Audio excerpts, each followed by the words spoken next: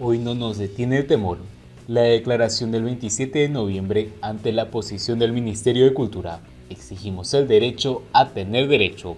¿Cómo están, amigos? Bienvenidos a Noticias Importantes. No somos enemigos, sino cubanos que pensamos distinto y soñamos con una Cuba mejor que legar a nuestros hijos, con todo y para el bien de todos, dijeron los artistas. Un grupo representativo de más de 300 jóvenes artistas e intelectuales que se dieron cita el pasado 27 de noviembre frente al Ministerio de Cultura de Cuba, en el capitalino barrio de Vedado, hizo pública el día viernes una declaración dirigida a ese mismo organismo estatal después de que éste hiciera firme su posición de no dialogar. El 27 de noviembre, como han sido conocidos desde entonces, aseguró en su red social de Facebook que el detonante para el plantón fue la violencia policial ejercida el día anterior contra el movimiento San Isidro y también el aumento de la censura y la represión contra artistas, intelectuales y activistas que nos ha sacudido y obligado a pronunciarnos. En la declaración, los artistas firmemente dicen que hoy no nos detiene el temor y continúan firmes exigiendo el derecho a tener derechos. No somos enemigos, sino cubanos que pensamos distinto y soñamos una Cuba mejor que legar a nuestros hijos con todos y para el bien de todos. Esta fue la declaración del movimiento. El 27 de noviembre de 2020, más de 300 artistas, intelectuales y ciudadanos cubanos acudimos al Ministerio de Cultura en su condición de garante y mediador para exigir el cumplimiento de nuestras libertades y derechos ciudadanos. El detonante fue la violencia policial ejercida el día anterior contra el movimiento San Isidro y también el aumento de la censura, represión contra artistas intelectuales y activistas que nos ha sacudido y obligado a pronunciarnos. Hoy no nos detiene el temor. Exigimos el derecho a tener derechos. No somos enemigos, sino ciudadanos que pensamos distinto y soñamos con una Cuba mejor para legar a nuestros hijos con todo y para el bien de todos. Nuestras demandas trascienden las libertades creativas. Se trata de nuestro derecho a existir y expresarnos libremente.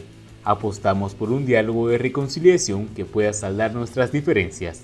En el reencuentro sostenido el 27 de noviembre con el viceministro de Cultura Fernando Rojas y otros funcionarios, se acordó una próxima reunión con el ministro de Cultura, Alpidio Alonso, para continuar debatiendo nuestros reclamos y exigencias, con la voluntad de abrir un canal de diálogo entre la institución y la comunidad de intelectuales y artistas. Esta oportunidad ha sido desechada por el propio ministerio al emitir en la mañana de hoy una comunicación titulada "Rompen el diálogo quienes pidieron diálogo". Luego de revisar las demandas que llevamos el 27 de noviembre al Ministerio de Cultura, creemos que la condición primera para que nuestras peticiones puedan siquiera evaluarse es el necesario reconocimiento de los derechos a la libertad política. Si bien la creación es vocación y responde a una libertad que es intrínseca, sabemos que más que los artistas e intelectuales somos ciudadanos con todos nuestros derechos. Por lo tanto, afirmamos que sin libertad política no puede existir libertad artística, y es por esto que demandamos el reconocimiento del derecho a las libertades políticas que nos permita construir una nación verdaderamente inclusiva y democrática. La liberación inmediata de Denis Solís por cualquiera de las vías previstas en el ordenamiento jurídico cubano. El cese de la represión por parte del Estado a los artistas, creadores, intelectuales y ciudadanos que piensen diferente. El cese de la campaña mediática de descrédito a los artistas, creadores independientes y ciudadanos por criterios políticos. El reconocimiento y respeto al posicionamiento independiente, para alcanzar un diálogo respetuoso y tener garantías de que procesos como estos, penales, represivos, discriminatorios y difamatorios, no se repitan en lo adelante, es necesario iniciar un proceso participativo y democrático. Hacemos un llamado a todos los cubanos dentro y fuera de Cuba a la unión y a la paz. Hacemos un llamado al entendimiento y a la comunicación. Hacemos un llamado a la solidaridad. Esta causa es la misma causa de todos los cubanos, por una Cuba inclusiva para todos y para el bien de todos. Mientras tanto, opositores cubanos condenan la ola represiva contra civiles en Cuba. El Observatorio Cubano de los Derechos Humanos, OCDH, condenó la ola represiva que padece Cuba y las amenazas del expresidente Raúl Castro y el actual mandatario y títere castrista Miguel Díaz-Canel de emplear la lucha armada contra la sociedad civil independiente en la isla. En un comunicado, asegura en medio de la represión contra miembros del movimiento San Isidro Noviembre resultó el segundo mes con más detenciones arbitrarias del año, con al menos 212. Además, señala la nota que se cometieron otros 566 abusos, fundamentalmente en sitio de viviendas de activistas, 393, amenazas, agresiones, citaciones policiales, multas y hostigamiento. Cada vez más se manifiesta el descontento social y político con la actuación del régimen cubano, y ello se traduce en más brutalidad policial contra los activistas de los derechos humanos y la ciudadanía en general. La OCDH alerta a la comunidad internacional del despliegue de tropas antimotines en las calles de La Habana y la amenaza hacia la población, aparecidas en el periódico oficial del Partido Comunista Grama, sobre el empleo de lucha armada contra quienes protesten o disientan.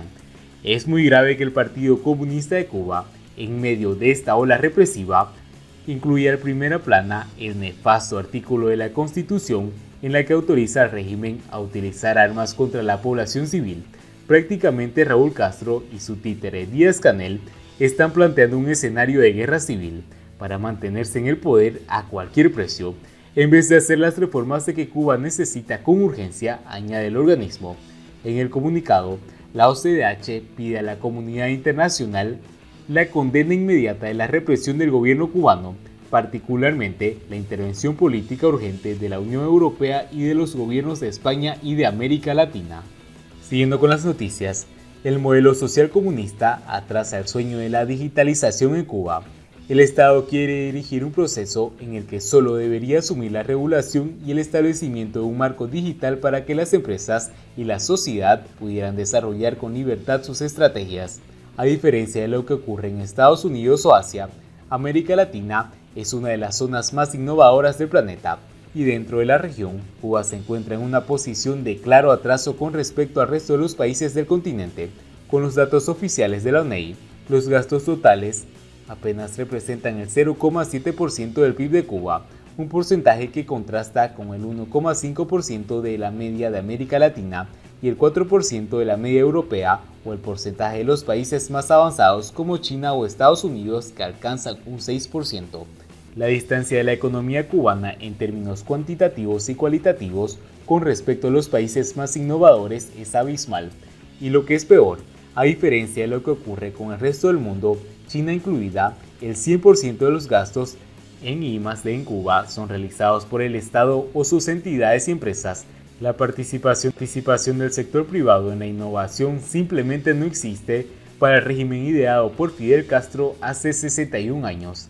Esta ausencia, casi la prohibición al sector privado a participar en la innovación, es uno de los impedimentos que obstaculizan la superación de los retos que plantea la digitalización en Cuba, un país en el que el desarrollo de las infraestructuras digitales deja mucho que desear.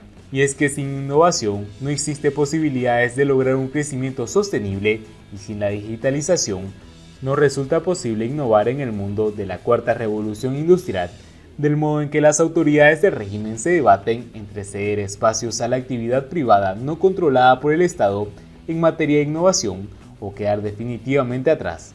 Los comunistas cubanos deben ser conscientes de que la digitalización de la economía y las empresas deben ir juntas, y que el Estado debe quedar relegado a crear el marco favorable y estable para que ese binomio funcione.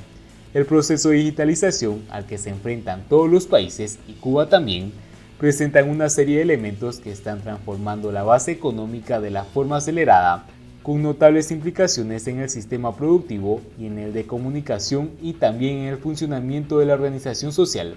La transición de las economías hacia un entorno digital puede tener efectos positivos si se realiza por medio de vías e instrumentos adecuados.